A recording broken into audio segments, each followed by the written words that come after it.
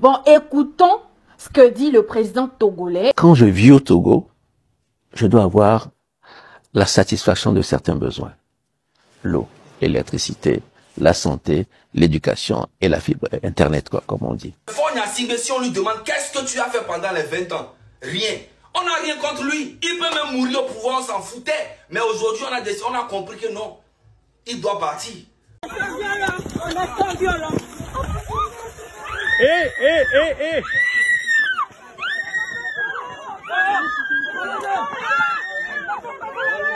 Il y a des gens qui pensent que c'est fort, qui peut gérer. Moi, je pense que c'est pas lui. Parce qu'on lui a donné du temps, 20 ans, et on n'a rien vu. Une importante quantité de riz impropre à la consommation a été déversée dans la nuit du 29 au 30 septembre 2024.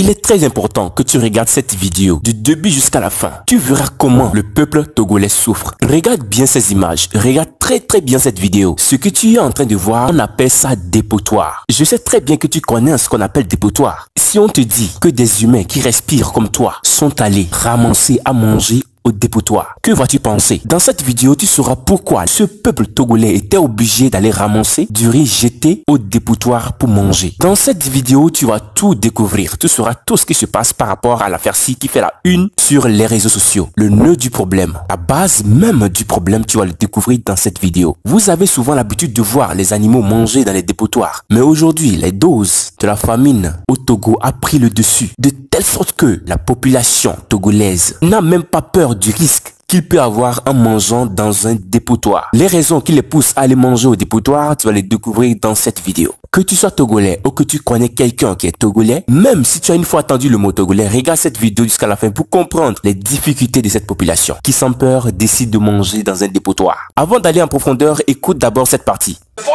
Si on lui demande qu'est-ce que tu as fait pendant les 20 ans, rien. On n'a rien contre lui. Il peut même mourir au pouvoir, on s'en foutait. Mais aujourd'hui, on a compris que non. Il doit partir. Ben oui. Trop, c'est trop. Mais bon, comportement que pas sur l'heure. Améouéni, fort, ben, ou porter dans fort. Ben, il le soutenir de son excellence. Pour intimider les autres. Les Togolais sont là, ils ne disent rien. C'est normal. 60 ans, on a connu que papa et fils. Aucun stade. Palais de la culture, zéro. Hôpital, zéro. Il n'a rien fait. Rien. Et on nous parlait des petites routes qu'ils ont construites en 60 ans. Les petites routes là, les petits quoi, échangeurs. Ça, c'est tout à fait normal. Normalement, ça même, c'est les maires. C'est les maires qui doivent gérer ça. C'est pas Faure Gnassingbé qui doit gérer ça. Hein. Parce que Faure Gnassingbé, lui, doit faire des grandes choses. Il y a des gens qui pensent que c'est fort, qui peut gérer. Moi, je pense que c'est pas lui. Parce qu'on lui a donné du temps, 20 ans, et on n'a rien vu. C'est normal qu'on demande un changement. Et le Togo ne lui appartient pas. Et en fait, il y a des gens qui pensent que fort, le pays, c'est Togo et Toé béni. C'est faux. Vous ne pouvez pas nous faire croire ça. C'est pas possible. Il y a des gens qui croient en ça. Mais moi, personnellement, jamais.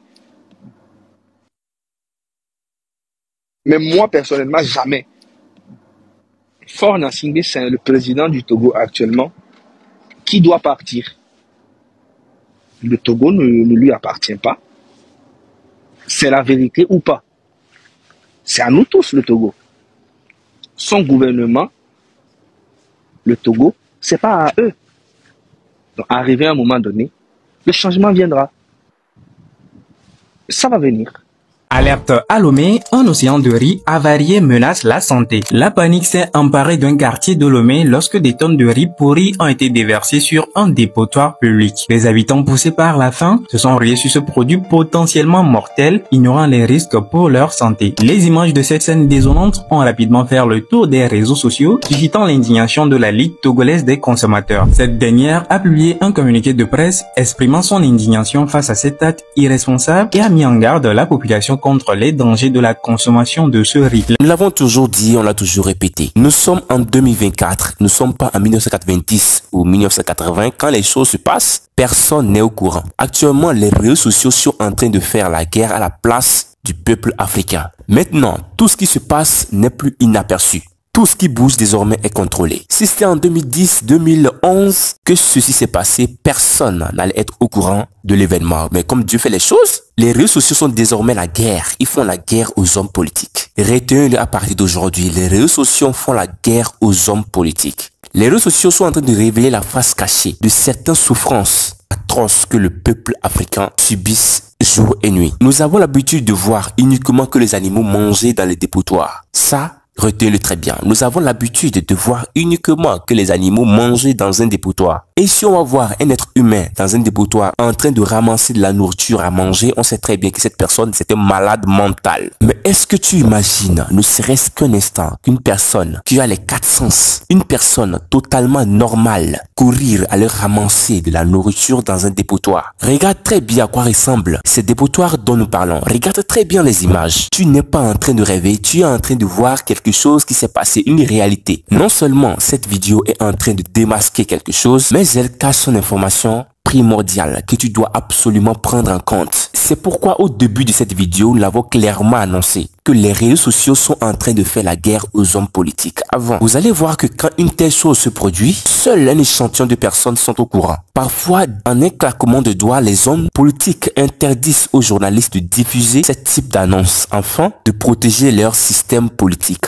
Puisque si les journalistes diffusent ces informations, leur parti politique sera mis en jeu. Plus pire si ceci se déroule lors des campagnes présidentielles. Facilement, ils interdisent aux journalistes de publier de telles informations pour ne pas endommager leur parti politique. Mais maintenant, en 2024, les réseaux sociaux sont en pleine guerre. Presque tout le monde a un téléphone portable et facilement peut filmer et poster, alerter facilement le peuple de ce qui se passe ici et d'ailleurs. Alors, les hommes politiques n'ont plus le contrôle sur les réseaux sociaux, ce qui fait que beaucoup de choses fuitent et facilement les informations sont passées. Et s'il faut retenir, les réseaux sociaux ne sont pas non seulement une nouvelle chose qui nuit au développement de l'Afrique, mais en est aussi un mal nécessaire qui contribue à l'ouverture d'esprit de certains peuples africains et voire même de toute l'Afrique. Parce que maintenant, on ne pourra plus détourner l'attention du public, soi-disant, on donne tel million ou tel million à tel journaliste de ne pas diffuser telle ou telle information. Aucun de ces personnalités politiques n'a le droit ni le pouvoir de stopper une vidéo qui a déjà fait des millions de vues et suscité beaucoup de polémiques négatives sur certains faits. Pour cela, nous disons merci aux réseaux sociaux pour ce travail. Revenons maintenant à notre sujet du jour. Qu'est-ce qui peut pousser le peuple africain à aller manger, bref, ramasser la nourriture qui est jetée dans un dépotoir pour les consommer? Ça, sans même plus trop réfléchir, ça montre à quel point la famine a pris le dessus dans ce pays. N'allons même pas loin. Selon les informations qui se partagent dans ce pays, appelé le Togo, il est difficile d'avoir droit à la parole. Il faut le retenir. Il est très difficile d'avoir droit à la parole. La personne qui ose s'exprimer sur un fait normal, selon les informations qui se partagent, est automatiquement amené en prison, enfermé entre les 4 murs. Il n'a plus le droit à la liberté. Pourquoi? Parce qu'il est en train de dénoncer quelque chose qui ne va pas à leur avantage.